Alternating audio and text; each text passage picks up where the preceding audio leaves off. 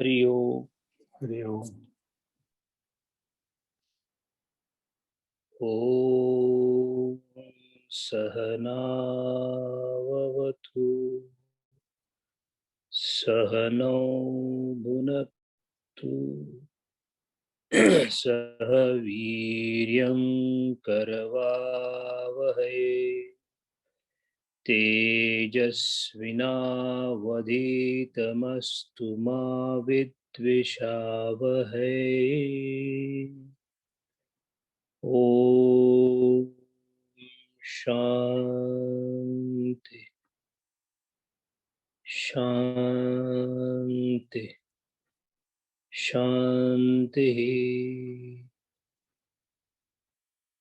समस्त जन कल्याणे निरतं करुणामयं नमामि चिन्मयं देवं सद्गुरुं ब्रह्मविद्वरम्।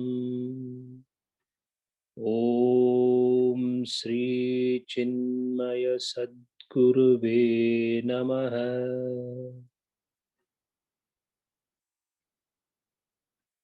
योगेन चित्तस्य पदेन वाचां मलं शरीरस्य च वैद्यकेन योपाकरोत्तं प्रवरं मुनीनां पातञ्जलि प्राञ्जलिना नतोऽस्मि। हरि ओम।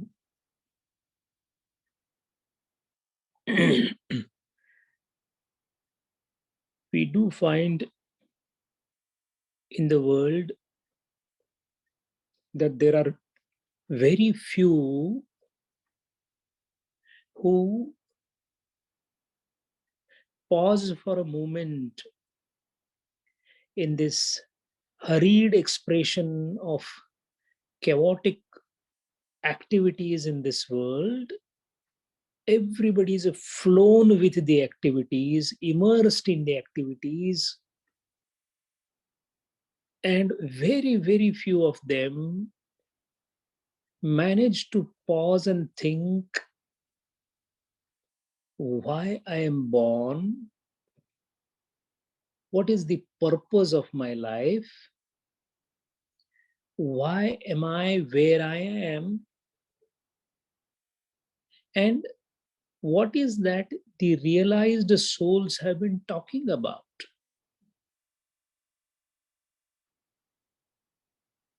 It is quite surprising that millions and millions are even not aware of any Jivan Mukta. We are relatively fortunate to think about philosophical questions about ourselves. And when we start reading any of the religious scripture, may it be Bhagavad Gita or Upanishad or Bhakti Shastra or Yoga Shastra, a question comes to our mind that when will I get the same state as a Jivan Mukta? When will I be free? When I'll be getting the Mumukshatva? When can I attain the Kaivalya Pada? The desire and the question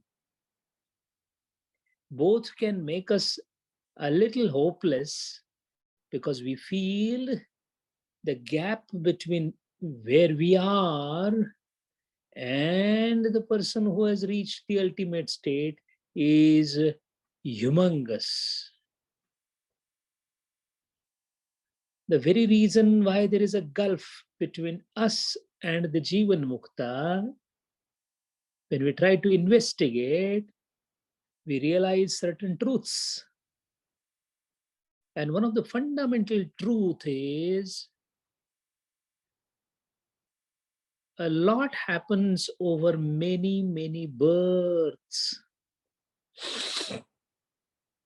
We get inspired when we really read about Swamiji's biography,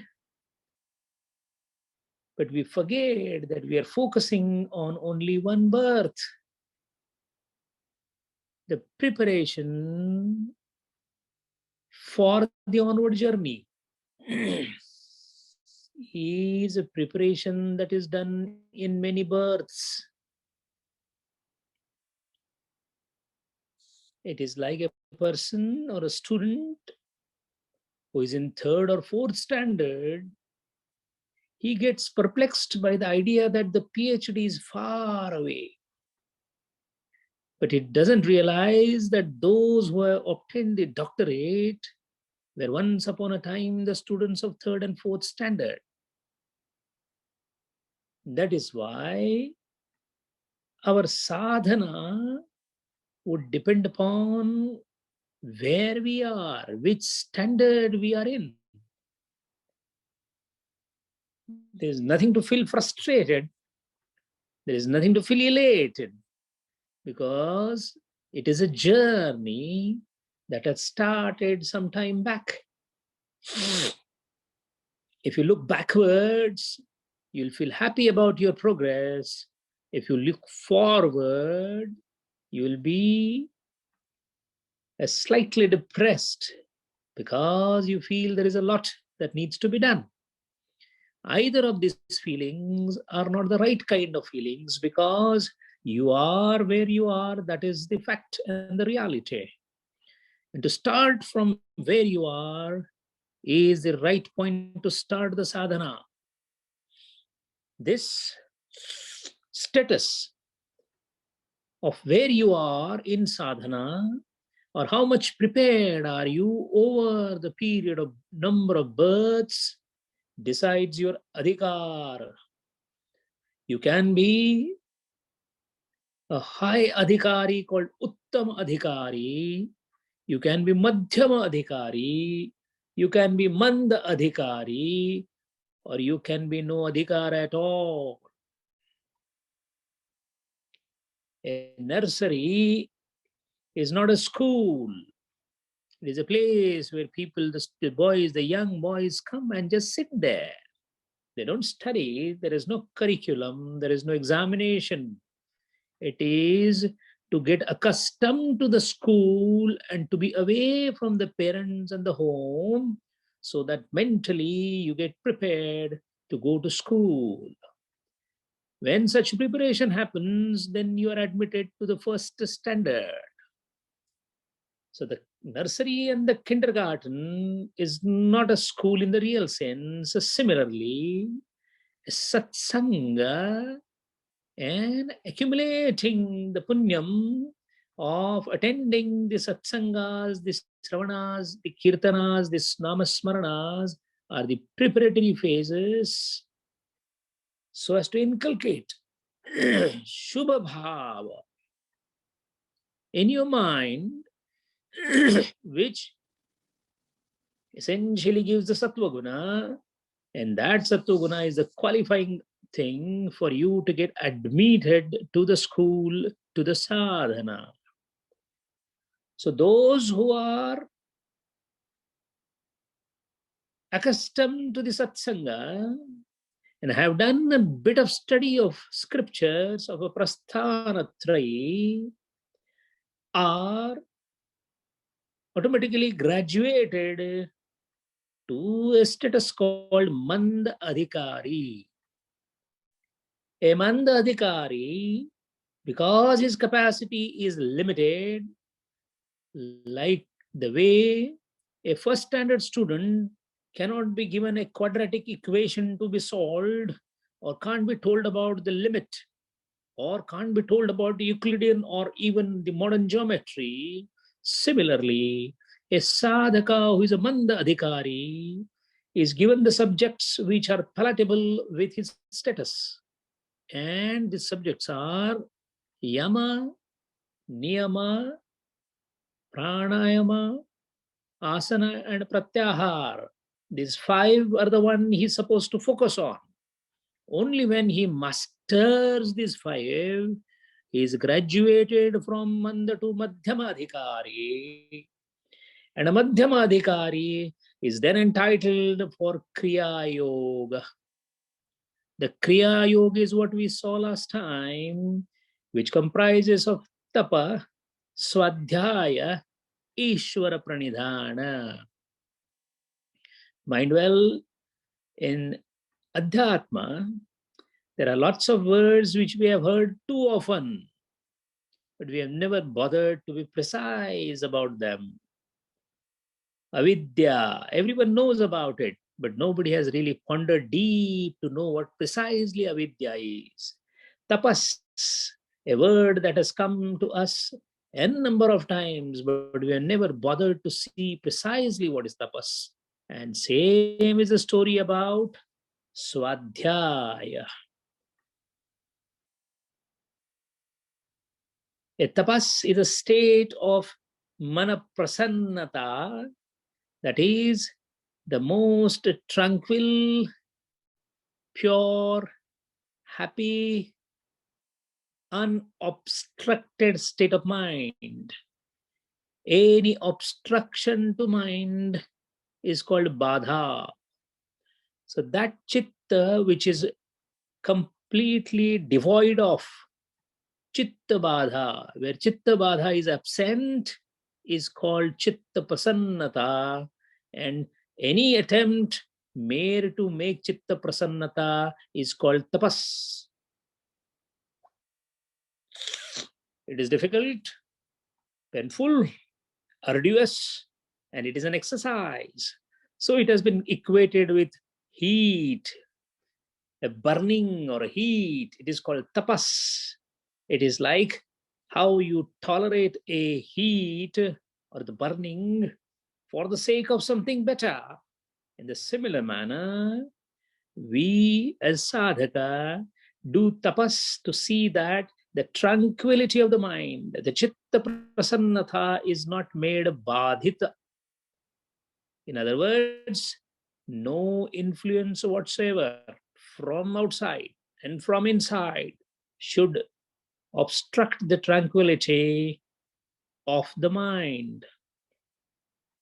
If you look at yourself, you will realize that our tranquility is getting obstructed every now and then by external influences or the internal influences called thoughts. We are constantly tossed and pinched and penetrated and pricked by influences. When we are awake and interacting with the world, the objects from outside, maybe a person, maybe a bhuta or the achara, it pinches us.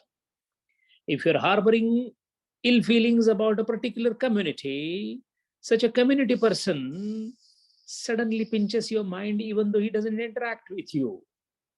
A slow and lazily walking person crossing the street, because of which you have to reduce the speed of your car, becomes a source of irritation. And when you're not interacting with the world, you're interacting with your thoughts. Those thoughts come like a flying bird from nowhere. They come from the past. Suddenly you remember the maternal uncle and how he insulted you when you were in college. And that thought also then pinches and penetrates you. These are called obstacles to the tranquility of the chittam or the antakarana. You very well know that you don't want these obstructions, but you're helpless. And that is how your tranquility gets disturbed at every moment. While the one who is undertaking tapas knows it very well and tries to control his mind, sanyatendriyata, control the mind so that the mind's tranquility is not lost at any cost. When Mahatma Gandhi was accosted early in the morning by the British police, or when his own son converted himself to another religion, Or when a group of students in Calcutta came and accosted him single-handedly, he kept quiet, did not let any of these influences disturb his mind. So tranquil was his mind because it was a mastered mind, because he had undertaken tapasya in the earlier births as well as in the early years of his life. The Swadhyaya, a precise definition of Swadhyaya is Pranavadi Mantranam Japaha Tatha Moksha Shastra Adhyayana.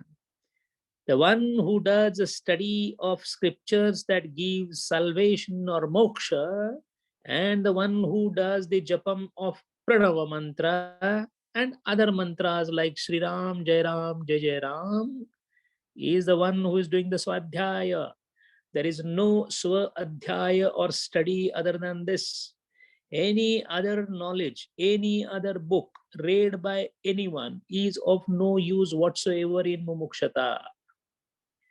And the only Moksha Shastram is Veda. So unless we read something which is connected with Veda or Veda proper or Darshana, we are not likely to get any salvation or mukti or mumukshata.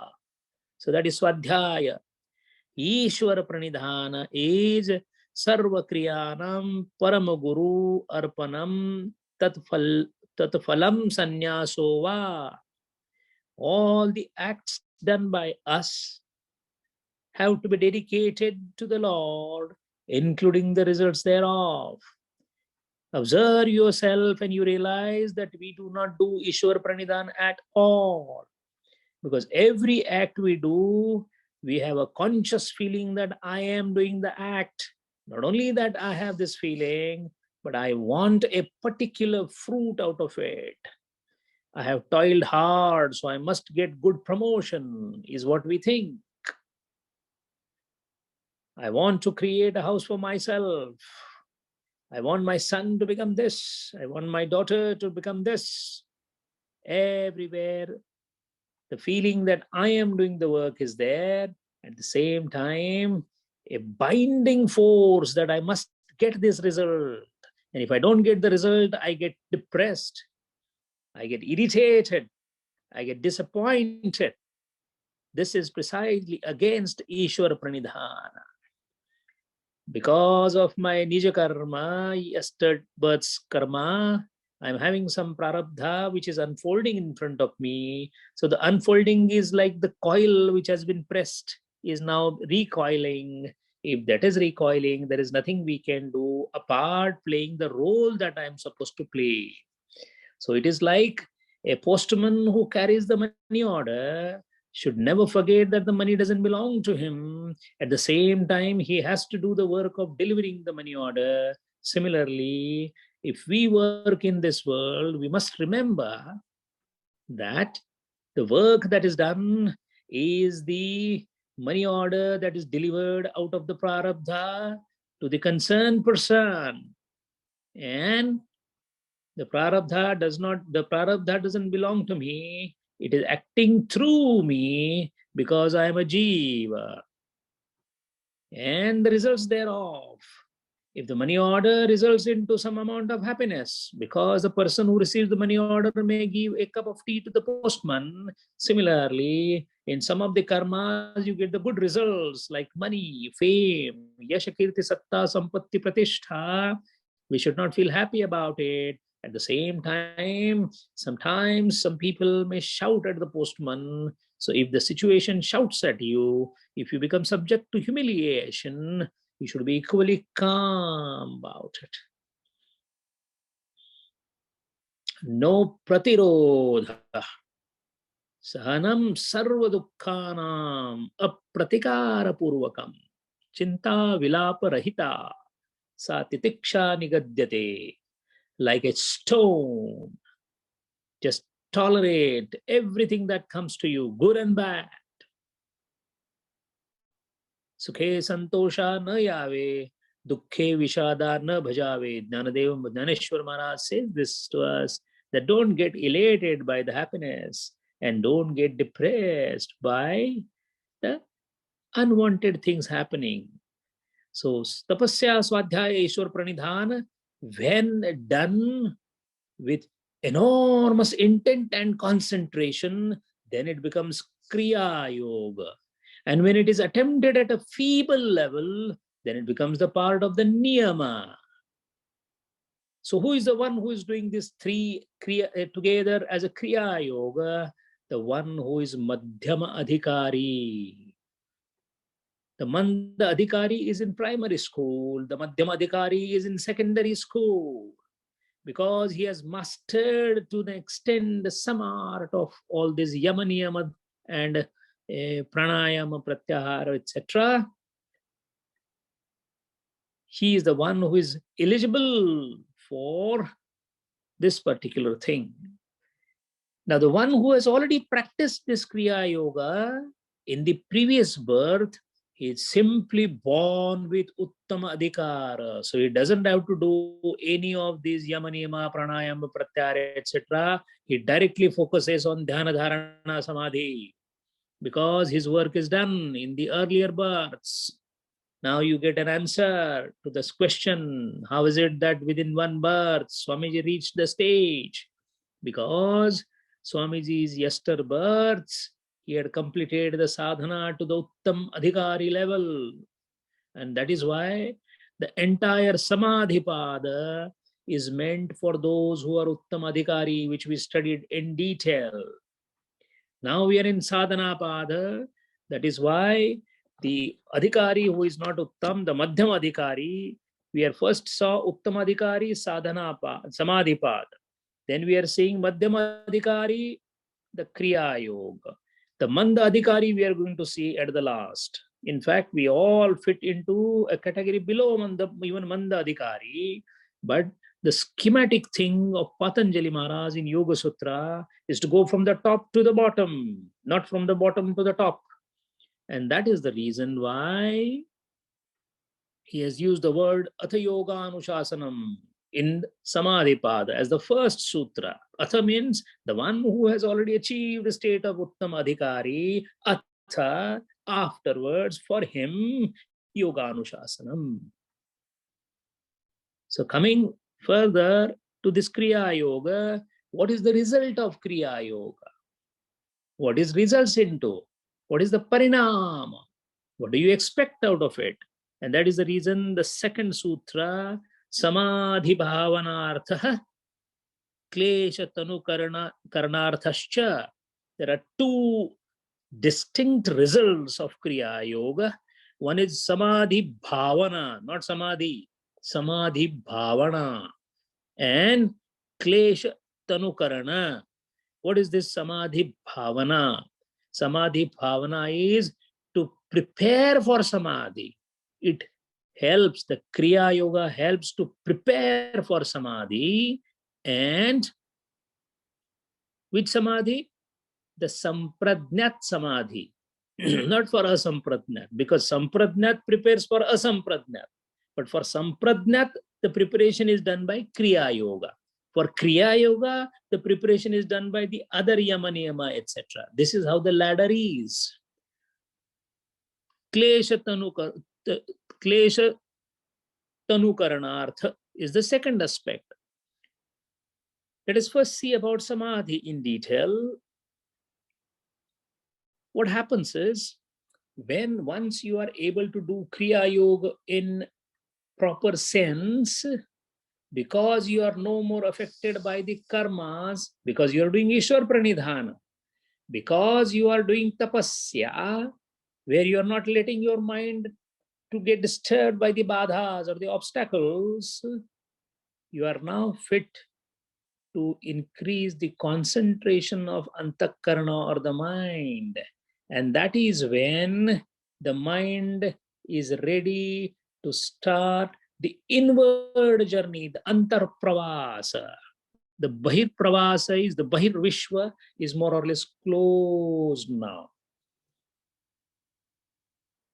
So Kriya Yoga brings a yogi on the brink of the beginning of inner journey because it has adequate equipments with it. And the adequate equipment are a non-tranquil mind, a non-disturbing state of antakarana, and not getting entangled into the karma. All the three are happening because of tapa, swadhyaya, and Ishwar pranidhan. Once he comes into that, then he becomes ready to take plunge into the exercise of what is called as samadhi. Here, after starts the exercise for the first stage of sampradnyat samadhi called savitarka sampradnyat samadhi. Begins at this stage, not before that. We have seen all the progress from savitarka to nirvitarka to then ananda, asmita, anugata, etc., up to nirbija samadhi. We have already seen that. Simultaneously, a Kriya Yogi gets second parinama called Klesha Tanukarana. What is Klesha Tanukarana? Klesha. The Klesha is the pangs or the painful stimuli that a normal human being suffers from. We all suffer from kleshas. We are going to see kleshas in detail, but we all suffer from klesha. Klesha is torment. We all suffer, we all get tormented by the kleshas, and those kleshas which are so thick and so solidified in our life, they start getting loosened up. This loosening means tanu. This shariram is called tanu because this sharir gets loosened after death. That is the reason why. And when again and again loosening happens, see, every day we are becoming old. And that is how this every day we are progressing towards destruction, towards loosening. That is why it is called Nutanikarana. Nutanikarana. What is Nutanikarana? We have a very wrong perception around mind. Nutan means new. It's not new because the old is getting replaced by the new. That means the first thing is dying and the new thing is coming, which is about to die again.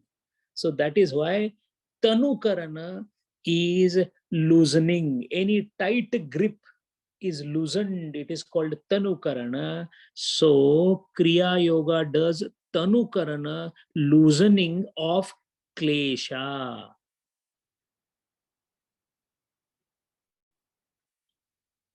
Mind well, it is the klesha that is making our life miserable in this world.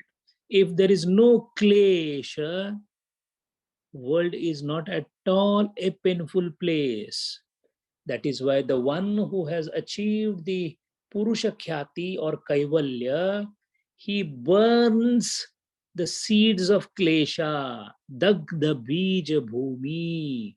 That is why a person of Swamiji's caliber, Swami Vivekananda's caliber, although in their biography, we do see they suffered from n number of difficulties, n number of painful things. They do not experience the pain because they have gone beyond the klesha. They are into klesha rahita avastha because they have purusha khyati. So a person who has done Kriya Yoga makes himself ready for loosening the kleshas so that a time comes as he progresses in Samadhi, and once he reaches at Kaivalya Pada or Purusha Khyati or Nirbija Samadhi or Dharma Megha Samadhi or Nirvikalpa Samadhi, at that stage all kleshas are burnt. The seeds of the kleshas are burnt, so they do not recur again, even though such a person, such a yogi may still be staying in the world. It gives us a very weird feeling that you have a pain in the body, but you do not feel the pain. Ramakrishna Paramahamsa's malignancy or the cancer of the throat, the laryngeal cancer, is an ideal example of this. If the cancer was causing pain, and he used to say also that yes, it is causing little pain today, but the moment he used to go into samadhi, where was the pain? The pain disappeared. How is it that the pain disappeared in samadhi? Because the cancer was still there. The nerves were there. The brain was there. But because it is a state of Purushakhyati, there is no sprouting of the klesha again. So there are two things. Tanavaha kriyat iti tanukaranam. That which is solid and hard, when it is loosened, is called tanukaranam. Klesha tanukaranartha kriya yoga. What about the Madhyamadhikari? Is the only one who does this klesha tanukaran. What about the Uttamadhikari? They are born with klesha tanukaranartha. That is why you see, if you read the biographies of disciples of Ramakrishna Paramahamsa, there is a Swami Tarak or the Shivananda Maharaj, not the Shivananda Guru of our Swamiji. The Shivananda Maharaj, the disciple of Ramakrishna Paramahamsa, was a Uttama Adhikari from his past birth. So when he was born in this time, he did not have any klesha, because being an Uttama Adhikari, he did not have to do any Kriya Yoga. He directly started doing and getting into Samadhi exercises. Almost all the 14 disciples of Ramakrishna Paramahamsa were Uttama Adhikari. In fact, 6 of them were Nitya Mukta. That is what even Swami Ramakrishna Paramahamsa told us, that 6 of my disciples are Nitya Mukta. Swami Vivekananda was by birth Nitya Siddha. They are all Uttam Adhikaris. And we try to compare ourselves to them and we feel sad. When my will be done? Thy will be done in due course. Depends upon your sadhana. So then comes the question, this klesha that we talked about, what is this klesha? What is this klesha? Atha kete klesha. What is the klesha? And kiyantova. How many kleshas are there? This question has been answered in the 3rd sutra, which says avidya, asmita, raga, dvesha, abhiniveshaha, panchakleshaha. The 5 kleshas, the whole misery of the world, the entire issues of this world are all crystallized into 5 things. And those 5 things are avidya, asmita, raga, dvesha, abhinivesha. Mind well, again, we have heard all the 5 words, but we do not know the precise meaning. See, this is what is called as a slippery ground of Adhyatma.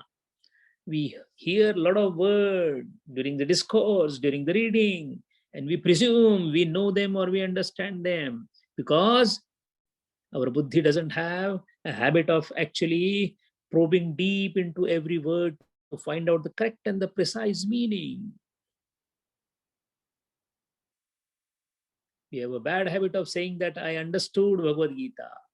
No, sir. It is not so easy to understand. You can make attempts. It's like climbing a tall tree. You may start climbing, but at the very first branch, you may feel that you have climbed the tree, but no, there are too many branches to be climbed till you reach the top. So the precise meaning of everything is important.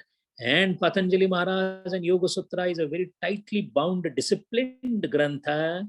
That is why, being a Sutra grantha, Everything is precise and precisely defined. Avidya, Asmita, Raga, Dvesha, Abhinivesha are the Panchakleshas. What happens? Why these kleshas are important? It is these kleshas who directly play or influence the gunas, the gunas. And once they influence the gunas, then there is a flow of karana and karya. Karya karana bhava. Karya karana bhava. The karya helps the karana, karana helps the karya, and this is called paraspara anugraha. This karya karan is the one which then sets into motion karma. Karma phala parampara. Karma and karma phala parampara, which is also called as karma vipaka.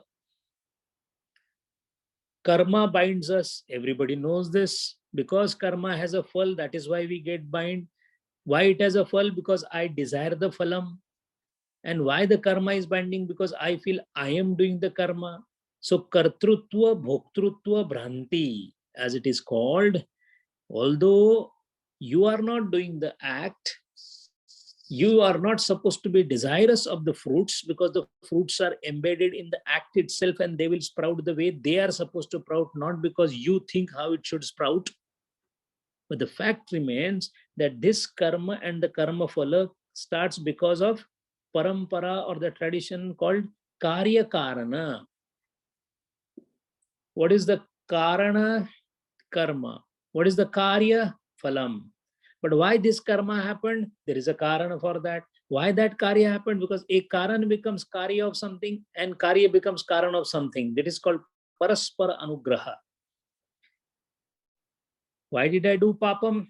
Because I had a bad mind. Why do I have a bad mind? Because I had a bad thoughts earlier. Why did I have bad thoughts earlier? Because I did papam earlier. Why did I? So if you go back, there will be always a karya, a karana, karya, karana. That is why the only causeless cause is Brahman. Other than that, everything is karya, karana, parampara.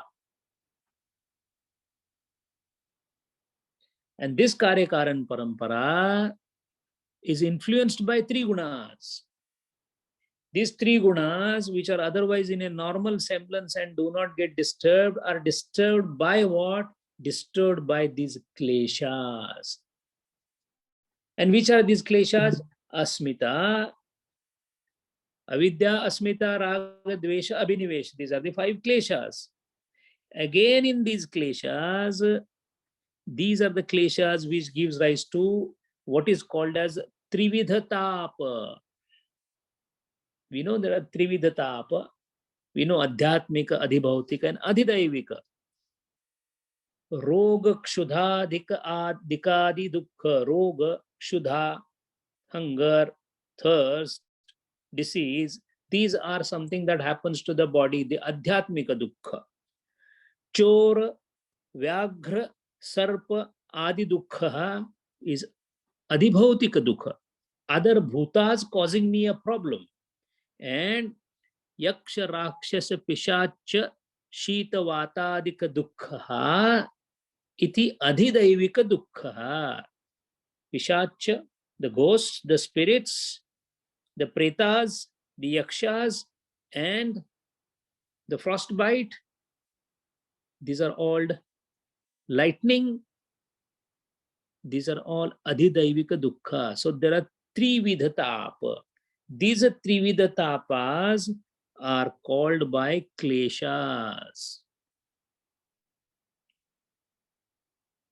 And the karma that happens because of the gunas which come into karya karan parampara because of kleshas. So klesha leading to karya karan parampara, leading to gunas, leading to karma, leading to karma phala. This is how the downhill progress is. Now this particular karma phala parampara leads to what is called as karma phalam, and karma phalam, with the karma phalam this body is obtained. This is just an instrument to exhaust the karma phalas of the past births, and that is why this karma phala is in the nature of three things: janma, ayu, and bhoga. Janma, ayu, and bhoga.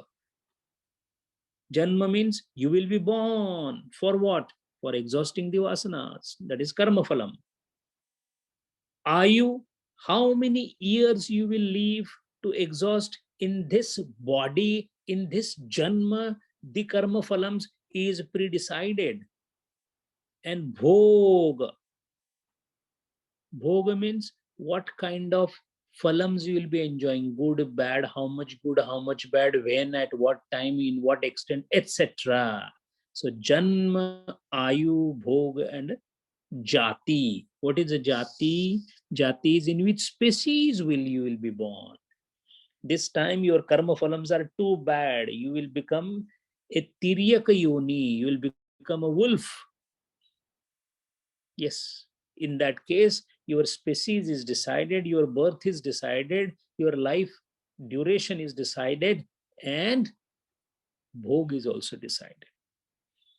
So precise is this particular functioning that according to your ayu, life expectancy, your breathing will get affected. Not because you are unhealthy, healthy, that those are the nimittams. Just by watching the breathing pattern of Narendra, Swami Vivekananda, when he was sleeping, Swami Ramakrishna Paramahamsa said, his breathing tells me that he will be a Alpayushi person because his expiration is not proper. The way he is breathing tells me that he will not live longer. That is how in the age of 39 years, 8 months, we did not have Swami Vivekananda anymore on this earth. That is why these Pancha Kleshas do this kind of act. However, in case of these Pancha Kleshas, something that we must keep in our mind is, although the Pancha Kleshas are 5 in number, that is why they are called Pancha Kleshas, the 4 last, Asmita, Raga, Dvesha, and Abhinivesha, these 4 are the children, and Avidya is the mother. It's a family of 4 children and 1 mother that is bothering us. But the mother is the one who is giving birth to these 4. Avidya gives birth to Asmita, Raga, Dvesha, and Abhinivesha. So the focus is on Avidya. If you eradicate Avidya, the children die automatically.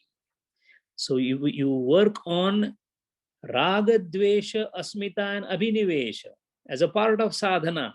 But the real aim is to annihilate avidya, samulnash of avidya, uprooting of avidya. When it is done, the children automatically die. And because avidya is the breeding ground or the mother of these 4, the 4th sutra talks about the definition of avidya, a precise definition. We have heard avidya word n number of times, but the description or the definition is avidya kshetram uttaresham prasupta tanu vichinna udaranam. Apparently a little difficult sounding sutra, but what is said there is the 4 avastha called prasupta, tanu, vichinna, and udara are bred, not B-R-E-A-D, B-R-E-D, bred in avidya. In other words, avidya is the mother substratum, ground in which states like prasupta, tanu, vichinna, and udara are formed. Now let us see one by one what are these 4 states and whose states these are. As said earlier, Asmita, Raga, Dvesha, Abhinivesha are born out of avidya. That's very clear. So avidya is the mother, or avidya is the ground on which these 4 sprouts come. That's fine. Now the question is, these 4 sprouts means which 4? Asmita, Raga, Dvesh, and Abhinivesh, these four kleshas do not live independently because they depend on avidya, they spring from avidya, they are always not in the form of full exposure. Sometimes they are lying dormant, then sometimes they are available but in a loose form, sometimes they are available in scattered form, and sometimes in full form. That means what we are talking about is prasupta is lying dormant. Let us take example. Anger is a klesha. Anger arises from, again, avidya, because it is one of the four. Now, this anger may not be there when you are smiling. Where is the anger? Where did it go? Where did it go? It was not there at that point of time. Now, the question is, a yogi which is doing sadhana and he's focusing his mind in the meditation, at that point of time this yogi may be an angry person otherwise, but right now he's not angry. Why? Because the anger is sleeping. Dvesha, he may be doing dvesha, but right now it is not there. Why? He is meditating. So that is why these are called prasupta. How much is the prasupta or the sleeping tendency or the sleeping form of this raga, dvesha, asmita, abhinivesha? These four, it can lie dormant even in videha satpurusha, videha deva and prakruti lina. We have seen what is videha deva and prakruti lina. Even the people who are already in samadhi exercises and they have reached a stage of videha deva, even there these kleshas lie in a very dormant form. Why? Because when the occasion comes, they become abhivyakta, they arise. That is called as alambana jagruti. So prasupti is a state of deep dormancy of these four kleshas which have yet not been eradicated. Mind well, the kleshas are to be burnt, then only they go away. This burning is called dagdha bija. Dagdha bijata is only possible after Atma Darshanam or the Kaivalyam. So only these people, sadhus or yogis, who have achieved a state of Kaivalya are the one where these kleshas are burnt, so they cannot sprout again. It is our common observation that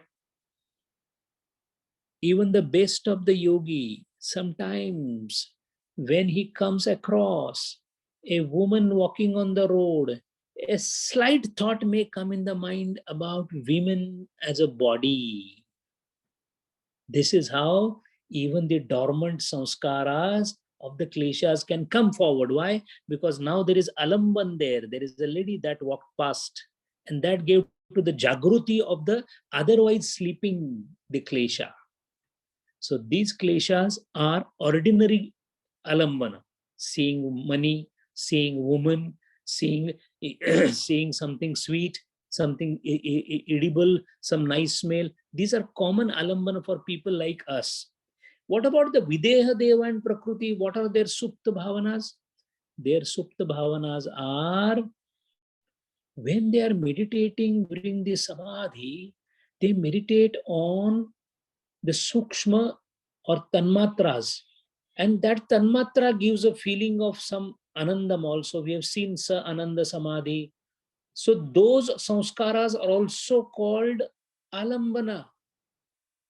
So supposing a yogi gets again and again a desire that he should get into samadhi, he should get into samadhi, that also is an alambana. Even the desire to have a finest possible desire of samadhi also becomes an obstacle,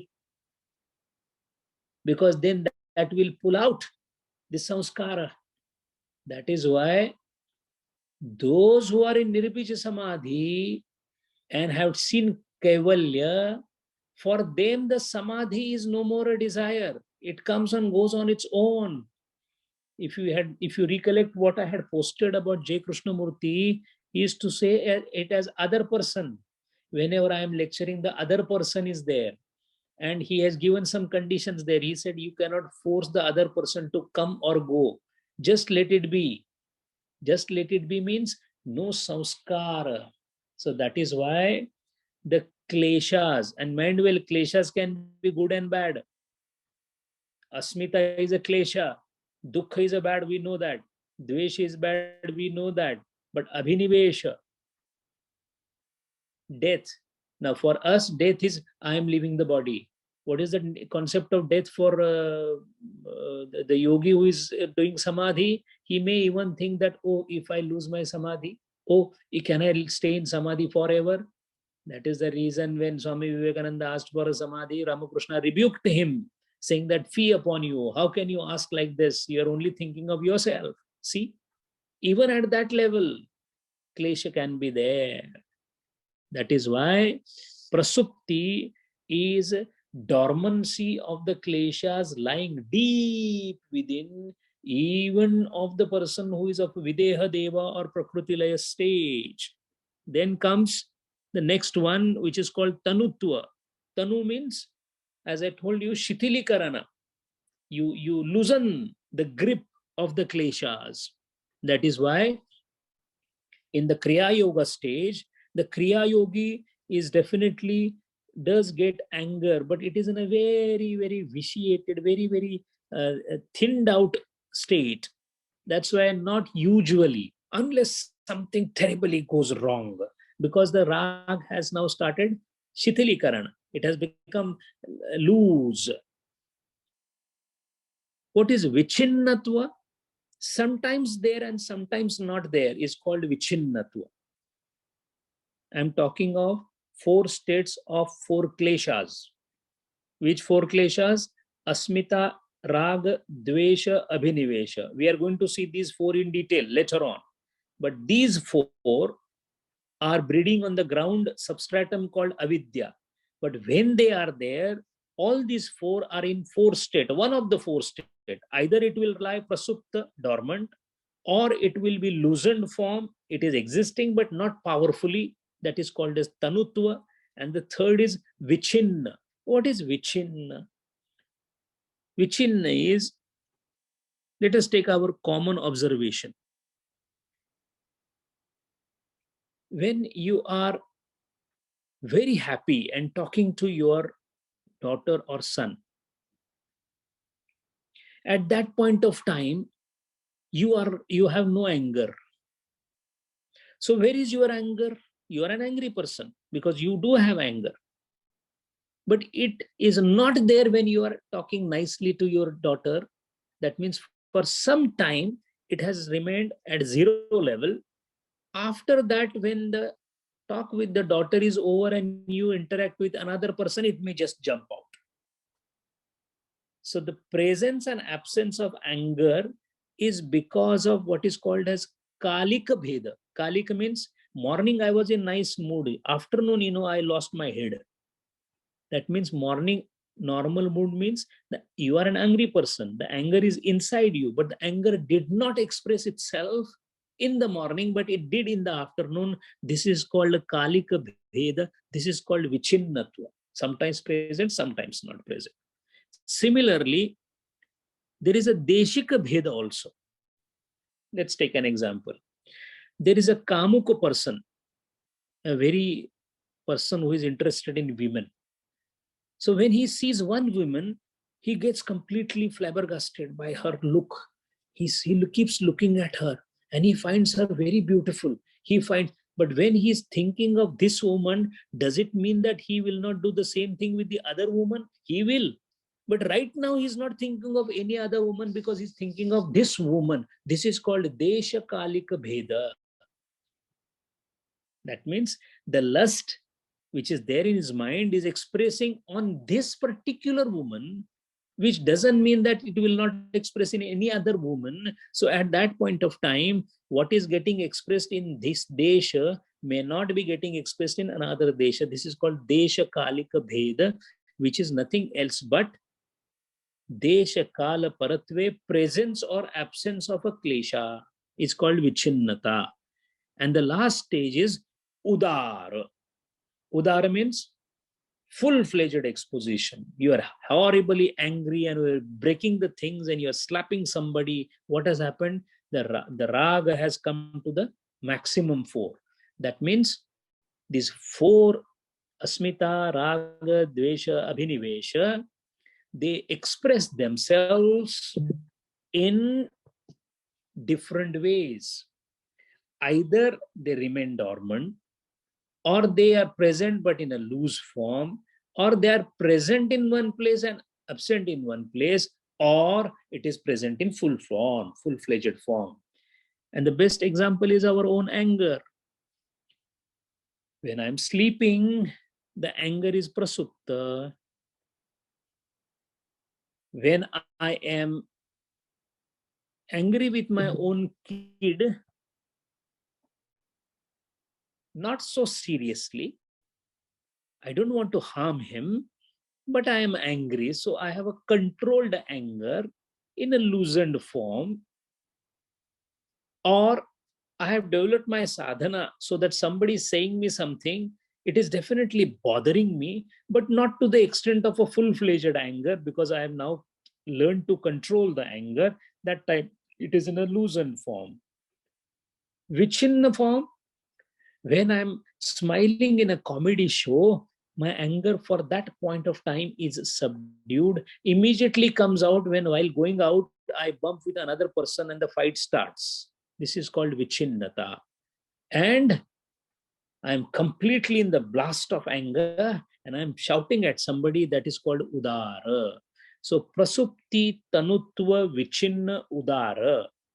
Dormant, loosened, intermittent presence and full presence. These are the four different ways in which all the kleshas, namely asmita, rag, dvesh and abhinivesh, express themselves, and they all exist because of the mother or the substratum or the ground, which is called avidya. This is where we complete the fourth sutra.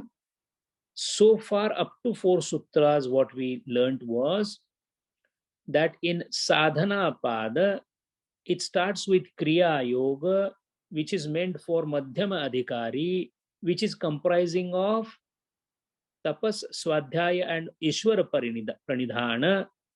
These are meant for madhyama adhikari. Uttama adhikari does not require kriya yoga because it is already done in the past birth. Manda adhikari cannot do this kriya yoga because he is supposed to come through yama niyama and other asana pratyahara. Dhyana, dharana, samadhi, these three angas of ashtanga are common to all the adhikaris. And then we came to the kleshas. Kleshas are there of 5 types. By kriya yoga, klesha tanukaranartha is the purpose. That means kriya yoga loosens the grip of kleshas and also prepares for samadhi, samadhi bhavana. Then these kleshas are of 5 types, which are avidya, asmita, raga, dvesha and abhinivesha. Although they are of 5 types, they basically come from the mother called avidya.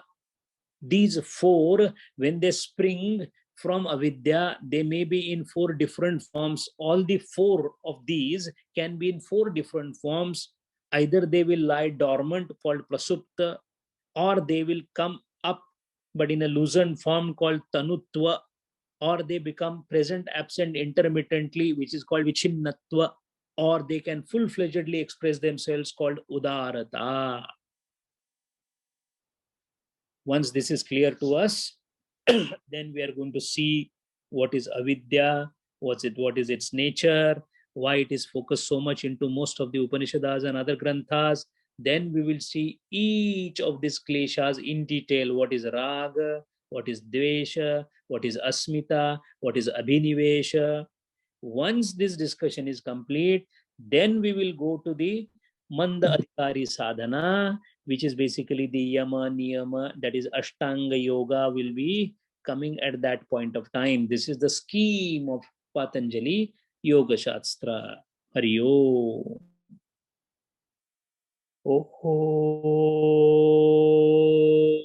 Purnamada Purnamidam Purnat Purnam Udachyate Purnasya Purnamadaya Purnameva Vashishyate. Om Shanti Shanti Shanti. Hari Om. Shri Gurubhyo Namaha. Hari Om.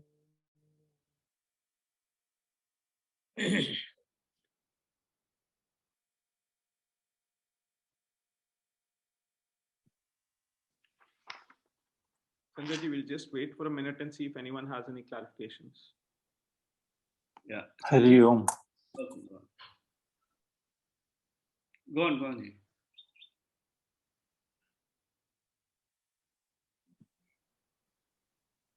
Sanjay ji, in case no one's asking, I just wanted to check, when you said Uttamadhikari doesn't need to do,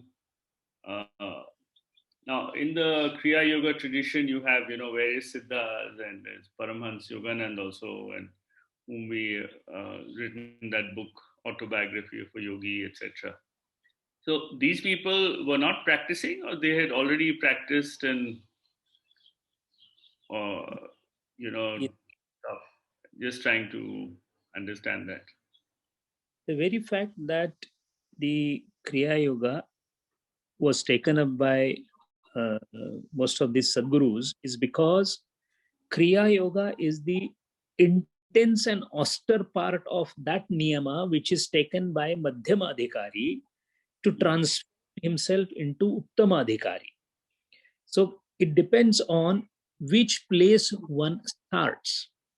Now, you may be intending to start at any place, but by virtue of your birth and your status in this birth, if your adhikar is defined by your previous sadhanas, based on that you will go further.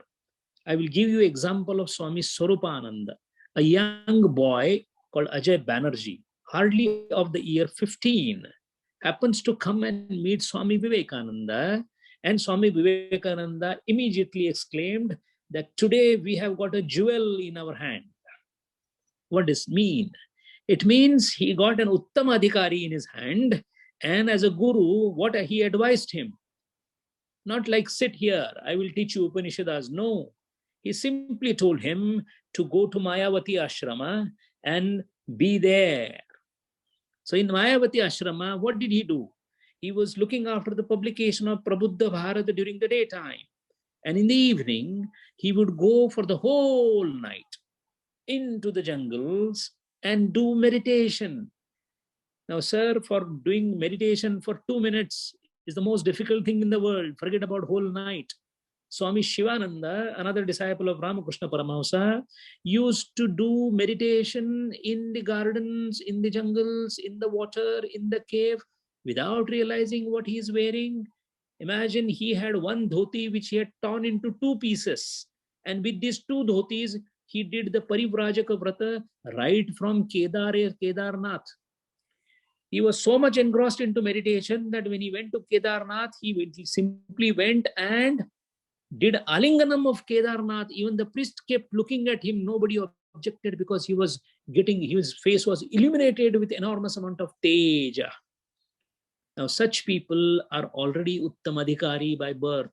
That is why Ramakrishna Paramahamsa even complained to Kali Mata that Kali Mata, I wanted at least one sahakari with me. I want somebody in my company. But you sent this first boy who is more worse than me because he's completely so engrossed, he doesn't know about his own body. How can he take care of me? So this is called as Uttama Adhikari stage. So the Kriya Yoga that was enunciated by Gurudeva in autobiography of Yogi, these are Siddha Yogis who have focused on a particular, because you need gurus for Madhyamadhikari, you need Sadgurus for Uttamadhikari, and you need Sadgurus for Mandadhikari also. So depending upon Guru's stature, now gurus, all Gurus are same in stature. Depending upon what is the divine design, each Guru undertakes a different kind of a work. Our own Swamiji took, as a Sadguru, he was given a divine order to see that the masses are educated. The masses are brought into the fold of Mandadhikari at least. So he focused more on that. But there are some, like Ramakrishna Paramahamsa, he was more interested in guiding the Uttam and the Madhyamadhikaris. So he took all these Shishyas into their fold and kept his life more or less devoting to them, rather than giving the sermons and doing the Gita Yajnas. So each of them, Shivananda Maharaj, Shivananda Swami was both doing a work of Jagruti of the people to bring them into the Mandadhikari fold, and simultaneously creating a batch of disciples of extraordinary brilliance, because he knew that moment he saw Gurudeva, he knew an Uttamadhikari has come. So what did he say? Hold on, boy, be here. And Swamiji kept on insisting, please initiate me. He said, wait, I will let you know. How did he come to know? Because he was a Sadguru. He was already a person who has reached that ultimate stage. So as a part of divine design, it is a Lord who keeps searching for these adhikaris. Depending upon the adhikara, not only that, depending upon your adhikara, you will be automatically getting exposed to certain satsangas, certain books, certain scriptures, certain pravachanas. Because for every Sattva Guna Udaya, there is an opportunity waiting. It is like this. For a person who is a drug addict, he knows where the drug lies. Similarly, the one who is addicted to the Lord automatically knows where the Lord lies. Hari Om. Just one allied question to this. You had given us a very good example of this, post person, right, who takes something and he delivers it. Now, there is a fine line between, what is past karma and the result, and what you should be doing currently. So, if we take this, example to its complete end, where you say, okay, just accept whatever happens. It may take away the effort that is required. Or there's a joke that is there that, you've been asking for this big lottery haul, but at least buy a ticket, right? So, where does this line end and begin between karma and effort that is there? A very age-old question, whether it is niyati or prayatna. This is the question. Yes. Is destiny, or whether it is the effort, the prayatna. Mind well, there is a very famous saying of a saint, Yatna iti devaha. Prayatna is dev, destiny is not dev. Then what is the difference between the two? Let us give an example. Have you not been given the ears to listen? Yes, you have been given the ears to listen. Do you listen to Patanjali Yoga Sutra, or do you listen to the abuses given by the people outside? The choice is yours. Now the question is, what is the destiny giving me? The destiny gives you paristhiti. Mind well, paristhiti is the direct result of destiny or prarabdha. Then what is my role? Sthiti is your role. You may be inundated or surrounded by anything. Why are you surrounded by tigers? Prarabdha. What will you do now? That's your effort. You may be given an implement called what? You are given a sword. You are not given a gun. You are given a sword, and you are coming across a wild animal. Why you are given a sword? Prarabdha. What will you do now? I will use my sword in whichever manner. It would have been better if I would have had a gun. But now that I have a sword, I shall do something with the sword. That is where the effort comes in. So in other words, phalam of a karma is inevitable, so it will come in its own form. This phalam has an ability to create another sanskar in you, which will create another karma in you. This is called phala janyata, karma janyata of the phalam. Let us take an example. Somebody is slapping you for no reason, for no fault of yours. Now you get baffled. I have not done anything. Why this guy is doing this to me? And he happens to be a gunda of the area. Now the question is, once he does that, you cannot retort. But you definitely, with this phalam, the phalam has come because of your own past karma. Maybe you have slapped somebody, so it has come back to you. Now the question is, because he slapped me, I think in my mind that, bloody hell, let the time come, I shall see this man a lesson, or I'll start working on it to see that he's punished. Now, at that point of punishment, what has happened is, the original slap has created, which was a phalam of my previous karma, has now created another karma in mind, whose phalam again I will be suffering. So that is why the past deeds or the destiny has already created a phalam because of which I am here. Now those phalams, when I am suffering or experiencing, I should see to it that these phalams do not create the same chain of succession of again karma and phalam. That is where you are trying to control the cause and effect. That is where you are trying to control the guna effect, because tamasa will come in your mind. So you don't want tamasa to come. That is how it happens. At the same time, there is suddenly an inclination to look at everything philosophically. Oh, he's slapping me, let him slap me. That is not the philosophy. The philosophy is, what is your dharma? Based on your dharma, your reaction will depend, your response will depend. First of all, you will not react, you will respond. Response will depend upon your dharma. So there is a complete awareness you should have of your own dharma. Suppose there is a doctor, he has to treat a dying patient, and his relations are objecting to it. But you who is dying is requesting you to give something. What will you do? Will you say that the relatives are not interested, let me go away? Or should I be giving the injection because that person is begging for it? This is called as dharma prashna. In this case, the swabhava entails you to do the act, because otherwise you'll be acting against the swabhava. Jitvava prapsase mahim. In case you are alive, you will be one of the best doctor.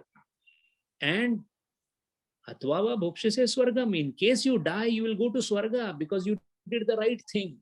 So that is how destiny creates paristhiti. Based on the situation, how you respond is the part of your effort or the prayatnam. Because you are not subjected just to suffer. You're not a person who is like a dust particle being flown everywhere by the destiny. It is not so. Yes, destiny has a role to play. Yallavase nija karmo pate vittam tenam vinodaya chittam. Shankaracharya says, your wealth is what has come to you because of prarabdha. All right. Now that wealth is suppose 1 rupee or too much of pain. That has come. Now the question is, in that what will you do?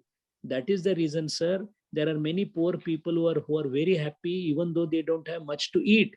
And there are people who have too much to eat and they are not happy. Why this is happening? If it is destiny only, then why a rich person is not happy? It is because being happy or not depends on the effort that is undertaken by the individual. Paristhiti, yes. That's why a poor fellow born in hutments may study under the street light and yet become a topper in IAS, while a person, a student or a boy born in the rich house may not even complete 2nd standard. So the demarcation between the two is based on the paristhiti and an attempt to attain a sthiti. Hari Om. Hari Om. Hari Om. Sanjay ji, just a quick question. If I recollect correctly, last class you were mentioning about Paramadhikari also. No? About? Paramadhikari. Yes. So this Mandadhikari and Madhyamadhikari and Uttamadhikari is frequently being mentioned. See, Paramadhikari is not reflecting anywhere. Adhikari is not an official word. It is not something. Parama means the one who is highest. That is Uttam Adhikari. Parama means Uttam. Okay, We are not okay. no category called Parama Adhikari. According to Yoga Sutra and Bhashyam, only 3 Adhikaris are there. Parama Adhikari means Parama means the one who is Yes, merged. Yeah. Okay, Hari Om.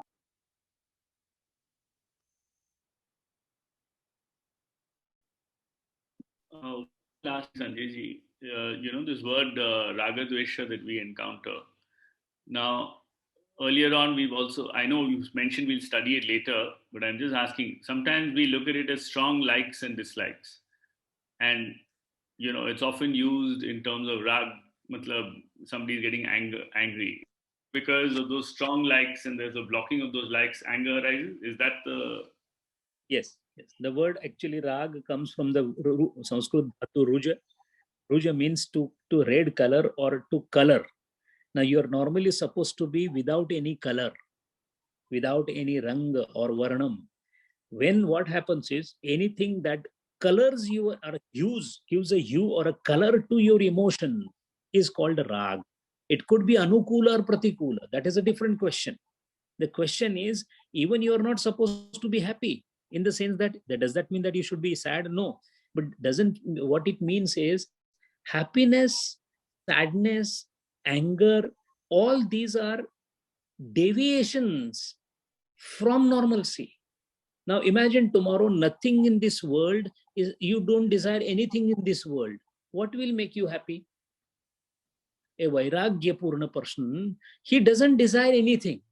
Then what is the happiness left for him? Because a common man will say, oh my God, he doesn't need anything, doesn't want anything. I don't know how he leads his life. We don't understand that not wanting anything can lead to happiness is something which we don't understand. Because we know happiness comes by wanting something. So that is why in case of raga, what happens is when this wish to acquire or want to have is there, at that point of time, the mana vrittis get tainted with either a dislike or a like. That leads to change in the vrittis inside the mind. We are going to see that when we'll see raga dvesha in detail, how the raga develops. Raga means, and not only anger. Anger is one expression of raga. Usually that is a devastating expression of anukulata or pratikulata. That is why rag as anger is how it has been established into a normal parlance. But from the stricter parlance of Sanskrit as well as Shastra, rag means anukula pratikulata towards the subject. We are going to get into the details of that. Hari Om.